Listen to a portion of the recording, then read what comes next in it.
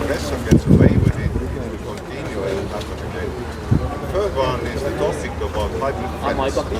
We can see drones, different hybrid threats increasing, and also we need to develop new technologies.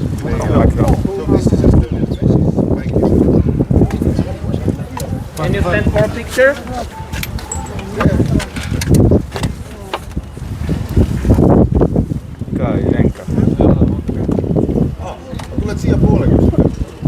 Put the microphones down, please, guys. Thank you. All. Thank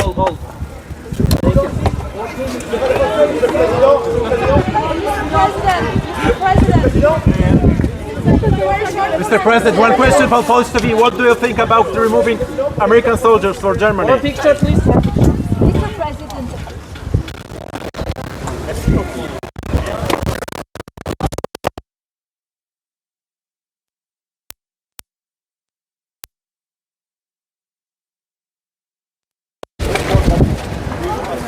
Dobra, ja Czy ktoś jeszcze ważny to jest? Na tym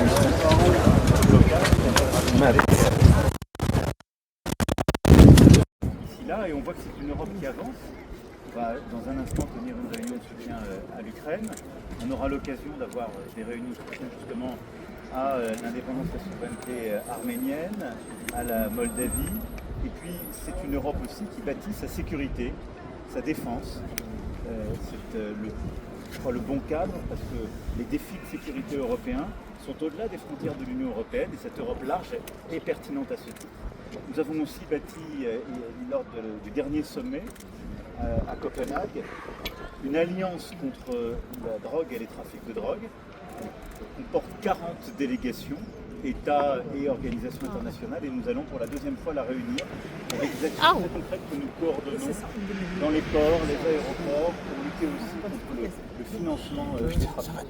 Donc voilà l'agenda du jour, et c'est pour moi une occasion importante de continuer à faire avancer ce projet européen qu'est la communauté politique européenne. Nous aurons ensuite l'occasion d'une visite bilatérale. la droite CNN Roumanie. Est-ce qu'il faut d'augmenter les troupes en Roumanie en sachant que Trump a menacé qu'il va les retirer et pour prendre une visite à Bucarest?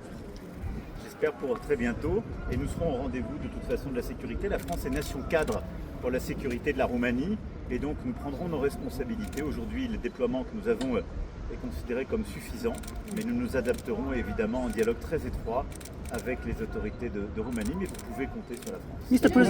President, what? C'est un message d'abord pour nous-mêmes. Nous, Européens, nous bâtissons nos solutions de sécurité. Nous avons décidé de faire dès 2022 en créant la communauté politique européenne. C'est ce que nous avons fait en bâtissant une coalition des volontaires pour apporter des garanties de sécurité à l'Ukraine. C'est ce que nous avons fait avec l'opération ad hoc et la mission pour la libération d'Ormuz. Donc, ce n'est pas en réaction à qui que ce soit, mais les Européens prennent leur destin en charge, augmentent leurs dépenses de défense et de sécurité et bâtissent leurs solutions communes. Mr. President, what about Mr. President? Je ne sais pas quel est ce. Vous savez, il y a 15 jours, pardon, il y a 10 jours, nous poussions, dès que le cessez-le-feu a été déclaré, pour faire deux choses. J'avais eu le président Trump et le président Pezeshkian. Le cessez-le-feu devait inclure le Liban et le cessez-le-feu devait permettre la réouverture d'Ormuz. Le vendredi, nous avons tenu cette mission ad hoc qui a rassemblé de nombreux États et gouvernements, une cinquantaine, de tous les continents, ce qui était une très bonne chose. Le même jour, les États-Unis ont annoncé faire un blocus. Aujourd'hui, je regarde la situation. Si les États-Unis veulent sont prêts à réouvrir Ormuz, c'est très bien. C'est ce qu'on demande depuis le début. Et nous, on ne va pas participer à quelque opération de vive force que ce soit dans un cadre, pour ma part, qui ne me semble pas clair. Donc nous avons bâti une mission ad hoc sur laquelle nous travaillons. La planification militaire s'est faite à Londres, mais nous souhaitons qu'il y ait surtout une réouverture concertée entre l'Iran et les États-Unis. C'est la seule solution qui permette durablement de rouvrir le détroit d'Ormuz, de permettre la libre navigation et de le faire sans restriction et sans péage. Et ensuite, je veux ici redire aussi qu'il est essentiel que le cessez-le-feu soit respecté au Liban. Il y a encore eu plusieurs dizaines de morts la nuit dernière. Il est essentiel que le cessez-le-feu soit respecté. Vraiment, c'est l'engagement que les partis ont pris. Et je le dis pour la souveraineté, l'indépendance du Liban et la protection des populations civiles. Mr. President, one question. J'aurai l'occasion de vous reparler About- tout à l'heure.